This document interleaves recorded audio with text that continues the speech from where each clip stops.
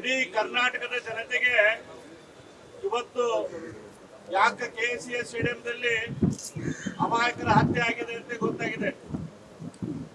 ಮಾನ್ಯ ಮುಖ್ಯಮಂತ್ರಿಗಳೇ, ಉಪಮುಖ್ಯಮಂತ್ರಿಗಳೇ, ನಿಮ್ಮ ಪ್ರತಿಷ್ಠೆ ಹೆಚ್ಚು ಮಾಡಿಸ್ಕೊಳಕ, ಈ ಕಪ್ಪಿನ ಗೆಲುವಿನಲ್ಲಿ ನಿಮ್ಮನ್ನು ನೀವು ಜೋಡಿಸ್ಕೊಳ್ಳಾಕ ಇವತ್ತು ಅಮಾಯಕರನ್ನ ಕೊಲ್ಲುವಂತ ಕೆಲಸ ನೀವು ಮಾಡಿದಿರಿ.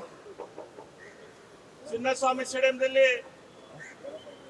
ಸೆಲೆಬ್ರೇಷನ್ ಇದೆ ಅಂತ ಗೊತ್ತಾದಾಗ ಮುಖ್ಯಮಂತ್ರಿಗಳೇ ನೀವು ವಿಧಾನಸೌಧದಲ್ಲಿ ಅದನ್ನು ಮಾಡಿ ನಾನು ಕ್ರೆಡಿಟ್ ತಗೋಬೇಕಂತ ಮಾಡಿದ್ರಿ. ಉಪಮುಖ್ಯಮಂತ್ರಿಗಳಿಗೆ ಕೂಡ ಈ ಸುದ್ದಿಯನ್ನು ಹಚ್ಚಿದಂಗ ಗೋವಿಂದರಾಜು ನೀವು ಎಲ್ಲರೂ ಕೂಡಿ ಇಲ್ಲೇ ವಿಧಾನಸೌಧದಲ್ಲಿ ಸೆಲೆಬ್ರೇಷನ್ ಅನ್ನು ಇಟ್ರಿ. 30 ಜನ ಅಲ್ಲಿ ಕುತ್ಕೋಬೇಕು ಅಂತೇಳಿ PWD ಅವರು ನಿಮ್ಗೆ ರೈಟಿಂಗ್ ದಾಗ ಕೊಟ್ಟರು. ಆ ಸ್ಟೇಜಲ್ಲಿ 30ಕ್ಕಿಂತ ಹೆಚ್ಚು ಜನ ಕುತ್ಕೊಳ್ಳಕ್ ಆಗುದಿಲ್ಲ ಅಂತ ಹೇಳಿದ್ರು. ನಿಮ್ಮ ಮಕ್ಕಳು ಮೊಮ್ಮಕ್ಕಳನ್ನ ಹೆಂಡತಿಯನ್ನ ಎಲ್ಲಾರನ್ನೂ ಇಲ್ಲಿ ಕರ್ಕೊಂಡ್ಬಂದು ಫೋಟೋ ಕುಡಿಸುವಂತ ಕೆಲಸ ಮಾಡಿ ಅವರು ಎಲ್ಲಾರು ಇಲ್ಲಿ ಬಂದಿದ್ರು. ಅವರೆಲ್ಲರೂ ಬಂದು ಇದು ಕ್ರಿಕೆಟರ್ಸ್ ಜೊತೆ ಫೋಟೋ ತೆಗೆಸ್ಕೊಳ್ಳುವಂತ ಕಾರ್ಯಕ್ರಮ ಇಲ್ಲಿ ವಿಧಾನಸೌಧದಲ್ಲಿ ಮಾಡಿದ್ರು. ಮುಖ್ಯಮಂತ್ರಿಗಳ ವಿಧಾನಸೌಧದಲ್ಲಿ ಇದನ್ನ ಮಾಡಿದ್ರೆ ಅವ್ರಿಗೆ ಕ್ರೆಡಿಟ್ ಹೋಗ್ತೈತಿ.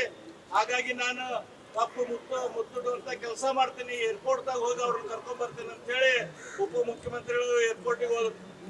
ಅಲ್ಲಿಂದ ಕರೆ ಕೊಟ್ರೆ ಎಲ್ಲಾರು ಬರ್ರಿ ಚಿನ್ನಸ್ವಾಮಿ ಸ್ಟೇಡಿಯಂಗೆ ಬರ್ರಿ, ಅಲ್ಲಿ ನಿಮ್ಗೆಲ್ಲರಿಗೂ ಸ್ವಾಗತ ಅಂತೇಳಿ ಸ್ವಾಗತ ಮಾಡಿದ್ರು. ಈ ಪೊಲೀಸರಿಗೆ ಮುಖ್ಯಮಂತ್ರಿಗಳನ್ನ ನೋಡ್ಬೇಕು, ಉಪಮುಖ್ಯಮಂತ್ರಿಗಳನ್ನ ನೋಡ್ಬೇಕು ಅನ್ನೋದು ಕನ್ಫ್ಯೂಷನ್ ದಲ್ಲಿ ಆ ಜನರ ನಿರ್ಲಕ್ಷ್ಯ ಆಯ್ತು. ಯಾಕಂದ್ರೆ ಇವರು ನೋಡಿದ್ರೆ ಅವ್ರಿಗೆ ಸಿಕ್ಕು, ಅವ್ರು ನೋಡಿದ್ರೆ ಇವ್ರು ಸಿಕ್ಕು. ಈ ಜಗಳದಾಗ 3:48 ರೆಕಾರ್ಡ್ದಲ್ಲಿ ಐತಿ, ಹಾಸ್ಪಿಟಲ್ ರೆಕಾರ್ಡ್ದಲ್ಲಿ ಮೊದಲನೇ ಸಾವು 3:48 ಹಾಸ್ಪಿಟಲ್ದಾಗ ಆಗೈತಿ. ಅದ್ರ ಅರ್ಥ ಚಿನ್ನಸ್ವಾಮಿ ಸ್ಟೇಡಿಯಂದಿಂದ ಹಾಸ್ಪಿಟಲ್ ಹೋಗೋ ತನಕ ಒಂದು ಅರ್ಧ ಗಂಟೆ ಆಗಿರ್ತೈತಿ.